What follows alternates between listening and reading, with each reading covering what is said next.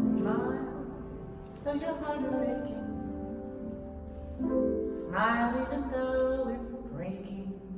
When there are clouds in the sky, you'll get by.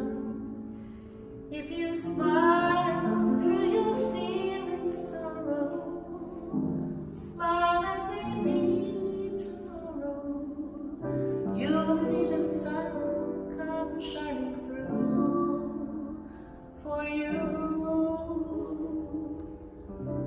Light up your face with gladness, hide every trace of sadness, all of a tear may be ever so near. That's the time you must keep on trying. Smile, what's the use of crying? You'll see that life is still worthwhile if you just smile.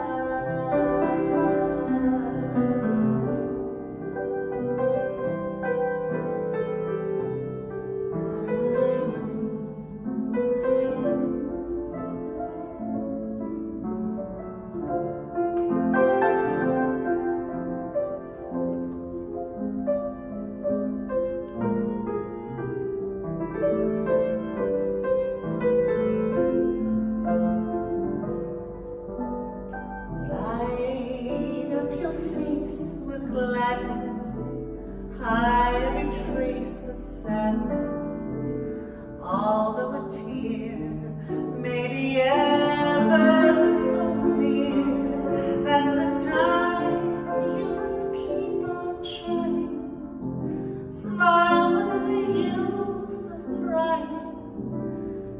You'll see that life is still worthwhile if you just smile.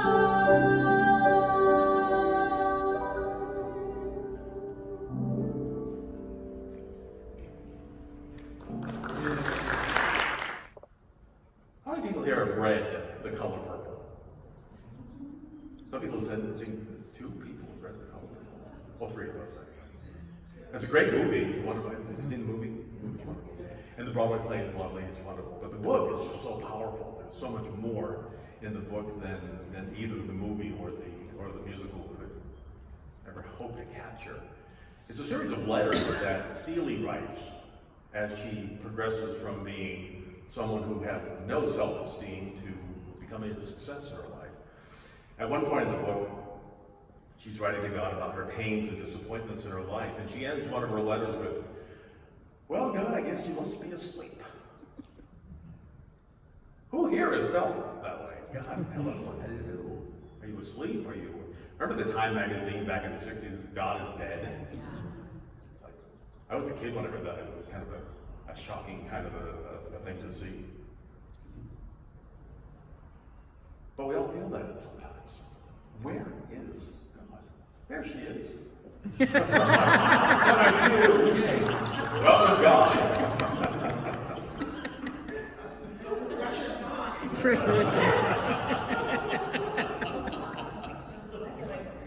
Eventually, God shows up. But no, we all have a deep desire for a better life, a happier life, a life more filled with love and companionship, more financial good, or a career that is satisfying, that is creative, that pays well, a home to call our own. Could you turn this down just a little bit? I feel like I'm in Carnegie Hall. That's what I felt like. Great, thanks. Oh, great, thank you. So all this good is available, we think, we feel, we've been told at Unity, or we read in our wonderful material. And then we wonder with the prayer that I put forth, the affirming, holding these positive thoughts, why am I not doing better? Why is this not showing up in the way that I need it to? Why are others succeeding? We look at certain people who are, we don't have to name names, but they seem to do real well, but they don't seem to be people of integrity. And we wonder, does God love them more? Are they doing something that I'm not doing? Are they affirming something? Are their words better, more powerful than mine? Am I just living in wishful thinking? Do I keep showing up here at Unity and just hoping one more time that this affirmation is going to work? Or maybe I've misunderstood what I seem to be receiving from Spirit. Maybe I'm not meant to have a mate. Anybody ever feel that way? Maybe I'm not meant to have a mate. Thank you, one person.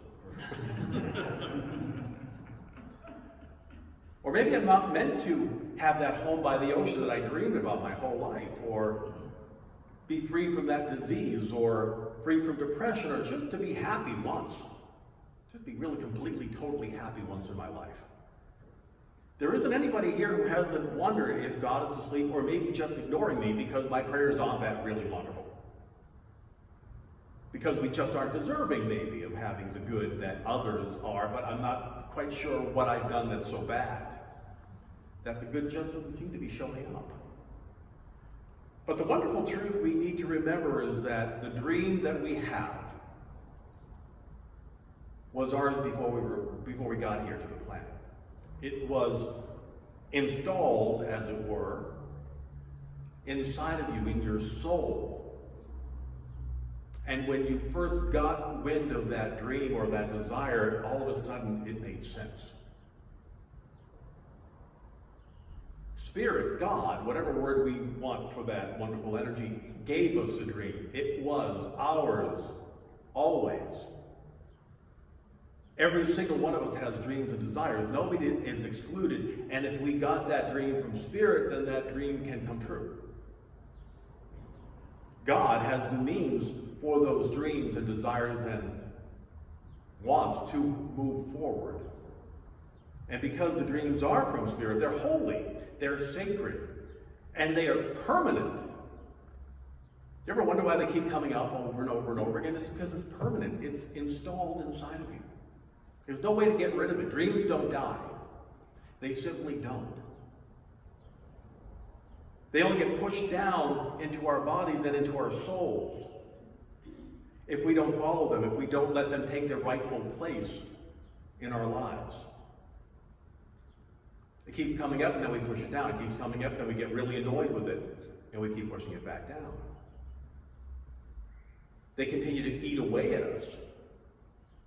Even if we're 40, 50, 60, 70, and more.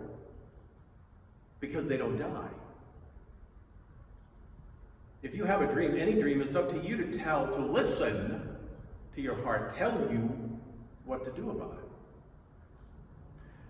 Science has discovered, and I think I shared this, did I share this last week, or I'm getting my classes and my services mixed up. But when our heart is telling us something and the head is telling it no, it pushes the energy back down. And then our bodies begin to freak out. So when you're telling the dream no, when you're telling Spirit no, we're actually physically feeling it, and we can get sick, we can get depressed, and all sorts of things are not working in our lives when we are not saying yes to the dream that Spirit gave us. The manifestation of the dream may picture differently than you think it's going to, but our job is just to say, okay, God, I'm going to show up for this. I'll never forget one day, because when I was a kid, I wanted to be an actor more than anything else, and I became an actor, and I was an actor for 25 years. And when I was a kid, I always had a picture in my mind of being in a spotlight with a red curtain behind me with so many people out there. And one day, waiting to go on after the opening song in New York at Symphony Space, I realized there was a red curtain, there was a spotlight, and the theater was filled with people. Now, it was different than I thought it was going to be, but it was exactly what I had pictured. It was just a scenario, it was just a little different. But I was living my life and living the dream that I came to live. So I need to be open and receptive to what that might be. I think it might be this, but really, I open myself up and see it's even better than I thought. But nobody can tell you to end your dream. Well, they can try. They can try to convince us. But we're the only ones who might agree with it. So you're the one who agreed, oh, here's why my dream can't happen. Whether it was your mom or your guidance counselor or someone who said, wake up and smell the coffee. And we went, oh, I guess I can't trust my heart. I have to trust my head and what they're saying.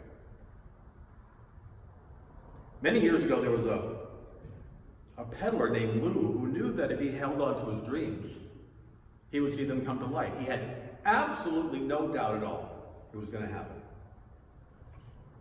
Now, Lou sold dairy, cheese and milk and all those wonderful things.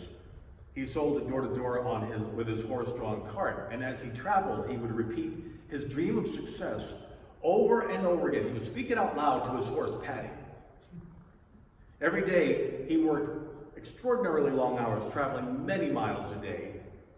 The sales remained low, and he kept getting deeper and deeper in debt. One day, a friend told him bluntly, Lou, you're either too stubborn to admit it, or you're too dumb to see it, but you're licked. Give it up.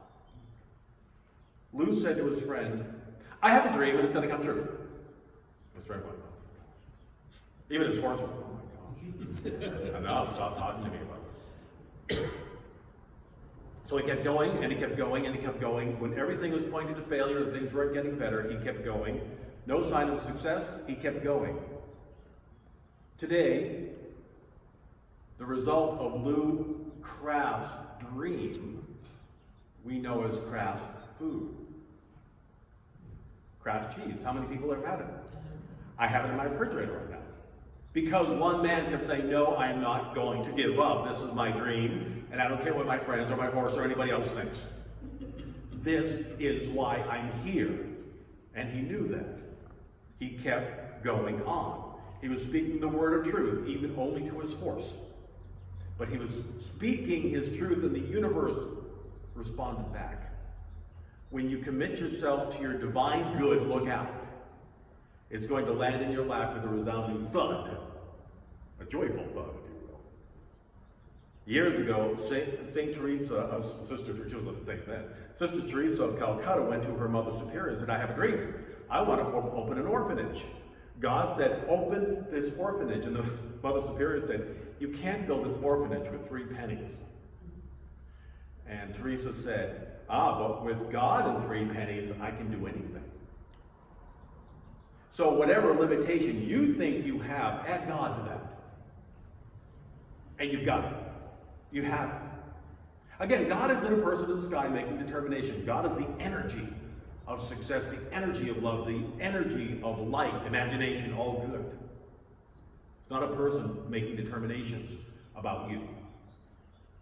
I remember a Peanuts cartoon years ago. Charlie Brown had struck out as his turn at bat. And he says, all my life I dreamed about being a big league baseball player, but I know I'll never make it. I just don't have it in me. And Lucy says, Charlie Brown, I just think you're thinking too far ahead. What you need to do is set yourself more immediate goals. He looked at her and said, immediate goals? She said, yeah. Starting with the next inning when you walk out to pitch, see if you can walk out to the mound without falling down. We begin somewhere. Begin somewhere. It might sound silly or weird, but if I can walk out to that mound today, I'm doing good. If I can go out of my apartment today, I'm doing good. If I can get out of bed today, I've won. Sometimes that's our day, and it has to be okay. You have won by doing one step, one thing. We may have a dream of having a wonderful career, so we imagine our good. We see the good as ours by divine right. We prepare our resumes, we practice interviewing or auditioning, whatever it might be. Then we get freaked out when we look and see competition. And we think, why did I think I could ever do this? Everybody else looks so calm and assured. They're wearing Armani and I'm wearing Target. This is never going to work. Why did I think I could do this? I'm going to blow it big time. My resume is so nothing. I've never done anything anybody will be impressed with. And on we go. By the time we go to interview, we wouldn't hire ourselves. We have talked ourselves out of our success. Not only careers, but our health, relationships, our prosperity has been here waiting for us to say yes to it. To align our imagination, what we know can be wonderful, with the truth, on the verge of bursting forth everything we've ever dreamed or desired. But we keep sabotaging ourselves by not thinking in the way we need to. The challenge that I've discovered has been in our focus, in our intention. Where are we looking? What are we putting our focus on? Emmett Fox is a wonderful teacher. I think we still have a few pamphlets, don't we? The Golden Key. The Golden Key says what we focus on grows. What you are putting your attention on grows in your life. What have I been paying attention to? So I invite you this week to meditate on that. Where have I been looking? And I can see that's where my challenge is. Or if I've been looking at my dream, then I feel that beginning to burst forth. We've been using the power of imagination on the outer limited form of good rather than the unlimited potential within. So we see the tip of the iceberg, we go, that's all there is. Or I don't know how this is going to happen. I went to an audition once with 350 people. I went, oh my God. And then I'd been in Unity for a little while. I went, okay, if this is my job, nobody can take it. If it's not, I can't get it. So I just went and I had a great time and I got hired. I thought, oh, that worked well. But it was very simple. I just went to perform and share my joy. My job was to show up and give my joy and then let God do the rest. We have to retrain ourselves not to set ourselves up for defeat by accepting only the smallest version of the good we think is available. Pick yourself up, dust yourself off, start all over again. What's that saying? Fall down 6 times, get up 7? Just keep doing it, just keep going, because I know Spirit is at work, and if there's a wall there, I'm going to find a door over here. Now, we've been using our imagination, but we've been using it in a way that doesn't work for us. Jesus gave us a clue as to the immense power of our imagining tool. In Matthew 6, he said, your eye is the lamp of your body, so if your eye is single, your whole body shall be filled with light. What that means is if we're focused only on the good, if we're golden keying it, if we're only looking at what we want, the good has to come forth. That's just divine law. It's not my opinion. That's the way it works. What I focus on and give my attention to and give thanks for and feel joyful about shows up. God's light shines forth when we see the good, even if to the outer appearances it's not there. As we say in Unity, I'll see it when I believe it. When I know the truth inside of me, it'll begin to show up. Because it's not out there, it's in here. And then I begin to express, I project that truth on the outer. So I ask you, are you seeing yourself as healthy and strong? Or are you seeing what the doctor said would always be there, so get used to it? Here's the wheelchair for you to get used to. Here's the crutches. Here's this. What does Spirit within you say? I am healthy and vibrantly alive. I am healthy and vibrantly alive. Affirm that with me. I am healthy and vibrantly alive. Are you seeing yourself in a beautiful and comfortable home? Do you think you deserve one? Or do you think with your salary, all you can get is a broom closet with a sink? We have a number of those in New York City. Oh, what a great apartment, I can turn around. I have a beautiful and comfortable home. Affirm that. I have a beautiful and comfortable home. As you affirm that, if your home isn't beautiful and comfortable, it will become that, or you will move into one that is. Are you seeing yourself as a loving, attractive, terrific mate? Or are you planning another candlelight dinner with the cat tonight? Nothing wrong with that. The cat, again, with the horse, they don't have much to say to us. I am so irresistibly hot. Affirm it. I am so irresistibly hot. Okay, I want everybody now to say that. Together. I am so irresistibly hot. Breathe in. Oh, open the back door. It's hot. What are you dreaming? What are you seeing as your reality? What does God tell you? I have an incredible home for you. Oh my gosh, this home is wonderful. You can turn around and walk back and forth. Oh my gosh. I have an amazing guy, this amazing woman just for you. Are you saying thank you or please? Are you kidding me? Are we saying thank you in advance or, oh, you shouldn't, I don't deserve this? It's up to you to picture it the way that you want to, and when you do, it'll come to you like a magnet. After imagining the good, after seeing it and affirming it, our next step is to act as if, as I mentioned last week.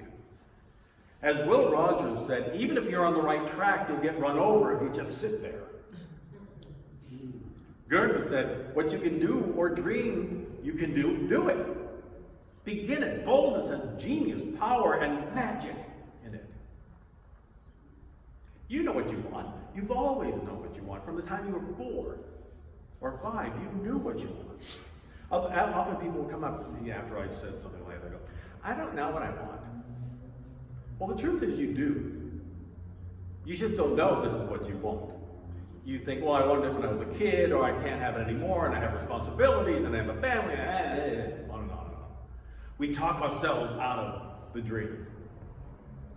We know what we want, we're just afraid to admit it. That's all. We're just afraid to admit it. So you blocked it out of our consciousness, our subconscious mind. We keep pushing it back down. There was a 14 Prosperity program done years ago, and they had little prayer groups about what they want. They affirmed what they want, and the guy came and he told the group, I affirmed this and it didn't happen. Why not? The minister said, well, let's take a look at it. Is this your dream? Is this what you want? He said, no, but it was a really good paying job. And he said, so you didn't get it because it's not yours? He said, well, yeah, but I need the job. He said, yeah. You need to dream. You need to affirm and know this is why you're here. And he said, okay. He took a deep breath and said, I'm really afraid here. He said, yeah, feel the fear and do it anyway. So he affirmed this is the exact job that he wanted, the career that would give him so much joy. He came back a week later and says, I got the job. I got the very thing that I want to do in my life. So thank God I didn't get that other one because it wasn't for me. Yours is waiting for you to say yes to it.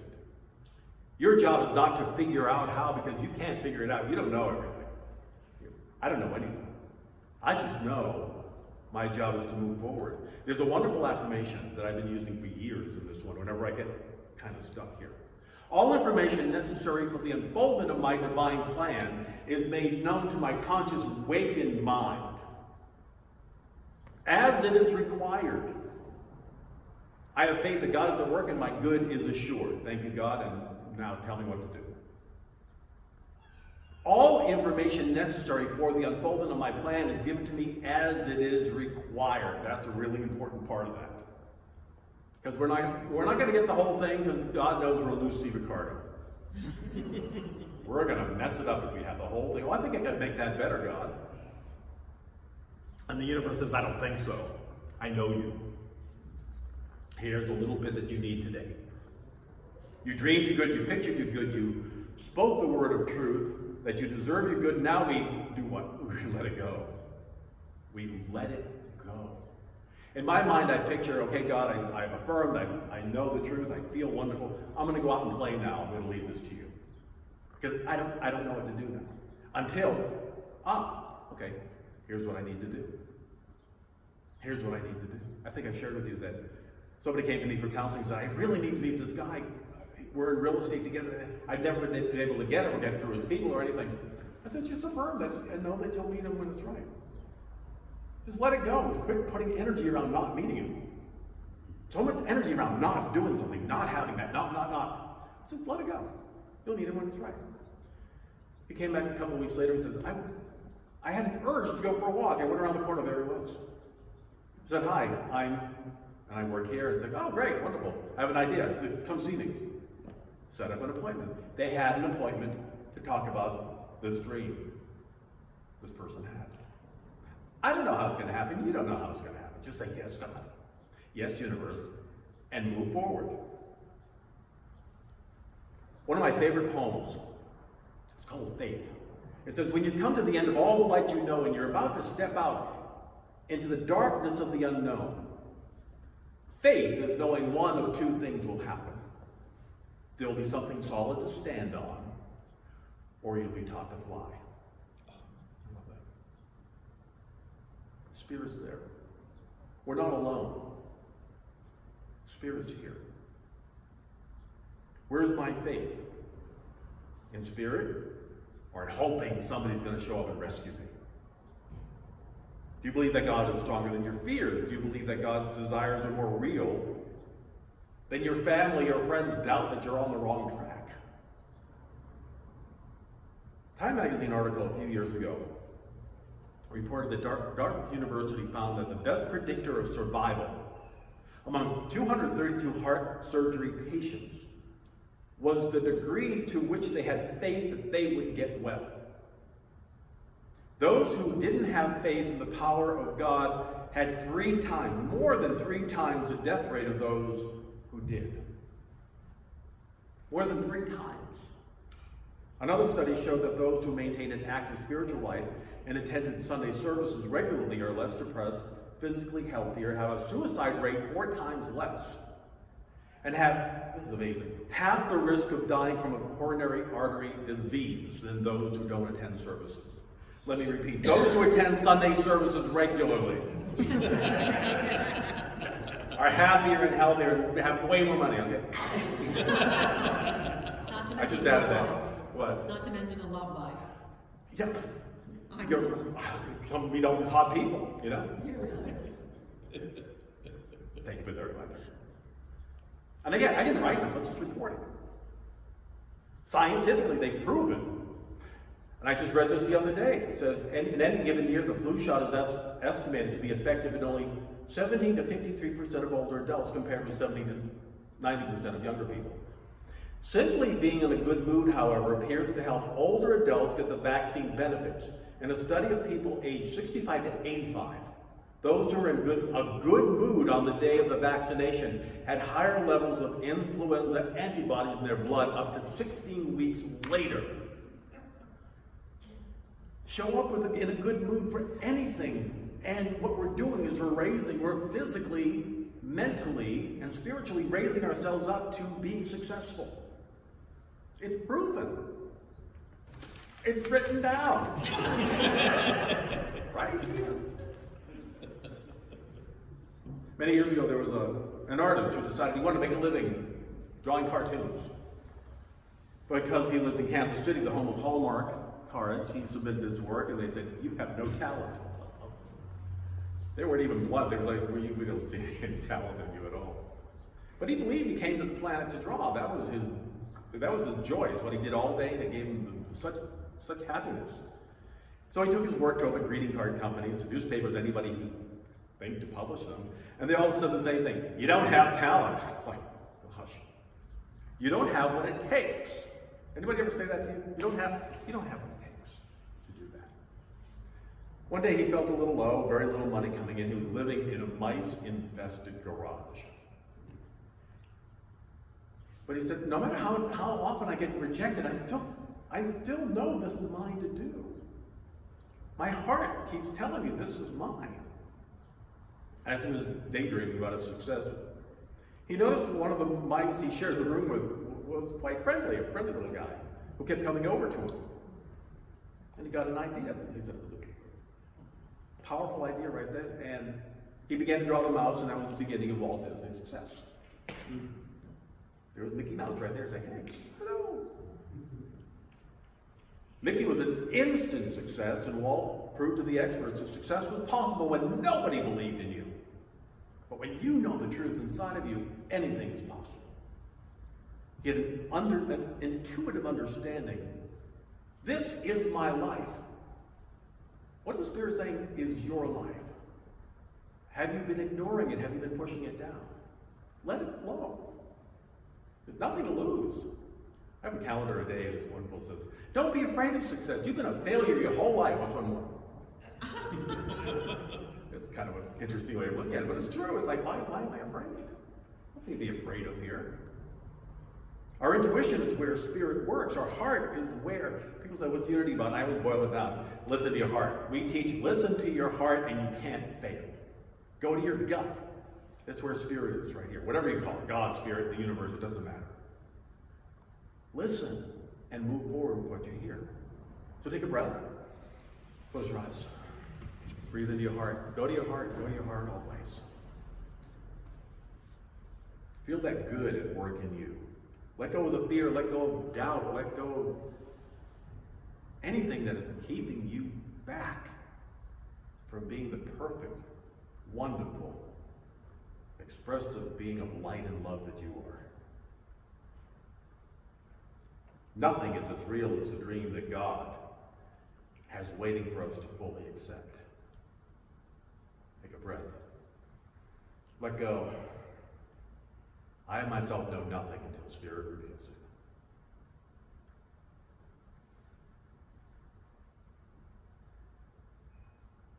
As we go into our meditation time, I invite you to sing or simply listen to this wonderful meditation. In the silence, there is a sacred place, a secret meeting place. Love is there. In the silence, there is a sacred place, a secret meeting place. Love is there. In the silence, where every color blends and every rainbow ends, good is there. In the light, now you find that you know peace of mind. In the silence, your path is paved in gold, and all your dreams unfold. Love is there. Peace is there. Truth is there. God is there.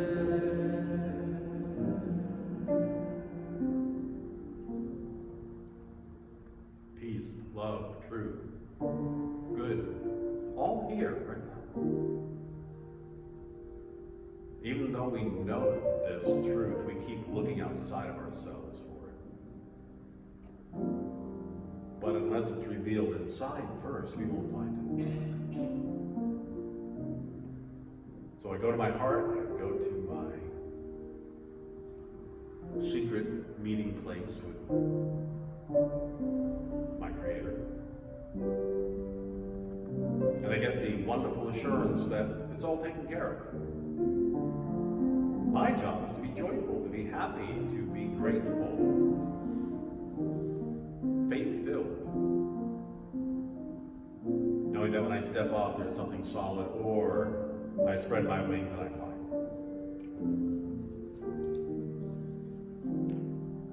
The truth is, your gut knows your dream is real. Your heart knows it's already worked out.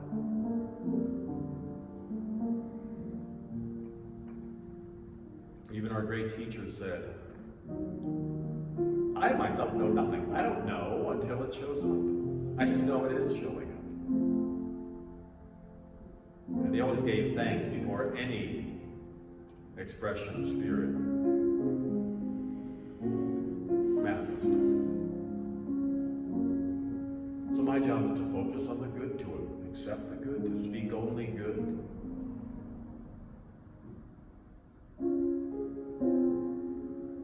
To wait and listen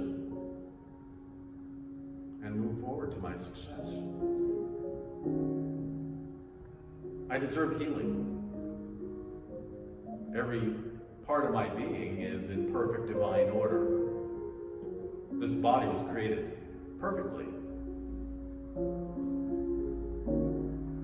I breathe light and life into every atom, every part of my being from head to toe, filled with light and perfection.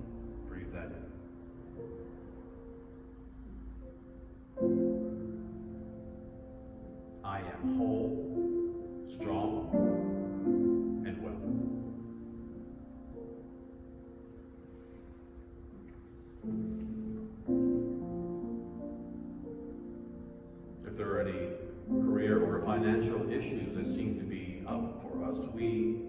step back in divine detachment, and know that I live, move, and have my being in abundance at all times. I now agree to step into that good, into the flow of all prosperity. I know what to do and how to do it. God reveals. All that I have is yours. I am prosperous. I am prosperous. Know that at the depth of your being. Peace, love, joy, harmony, love. Every good I can think of and more are already here, waiting for my agreement. So in the quiet of our being, just for a moment, we agree, we give Spirit permission to move forward to my mind, my body, my soul, my spirit, and into my life. I let go and know that I am being guided perfectly right now.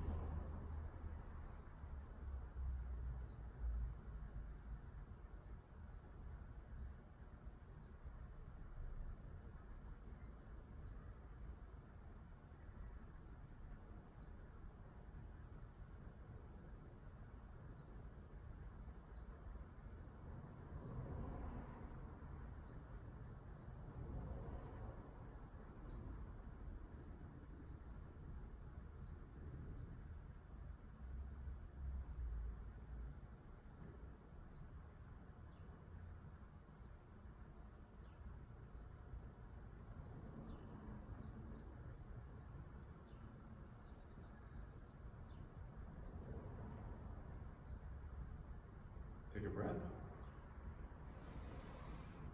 Fill your lungs and let go. Bring your sense of self back into this time, this place, this room. And a new awareness that all is well. Take another breath. And as we bring ourselves back, we sing our way back. The greatest thing in all my life is loving you.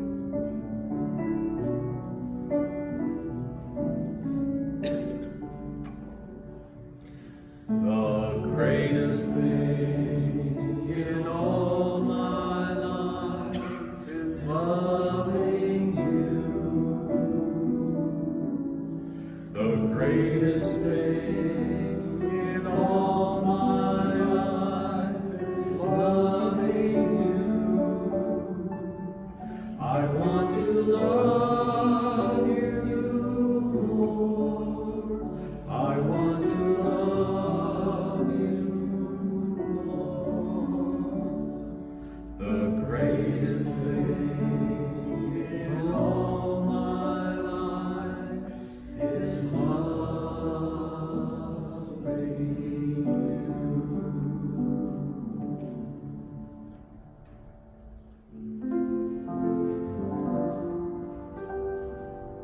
Smile, though your heart is aching.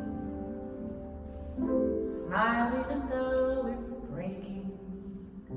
When there are clouds in the sky, you'll get by.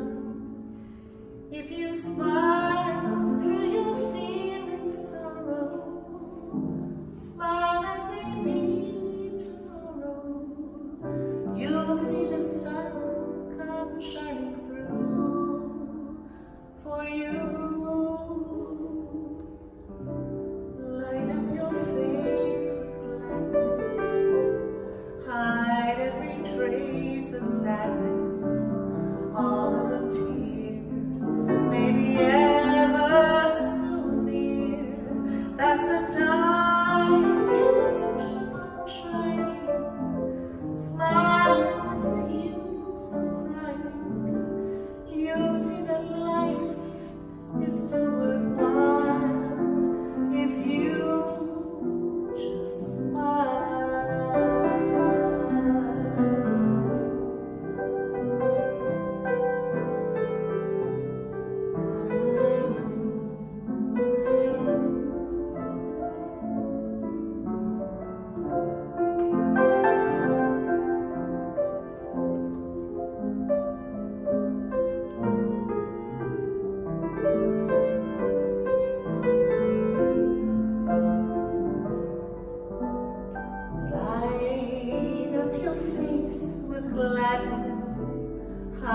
every trace of sadness, although a tear may be ever so near. That's the time you must keep on trying.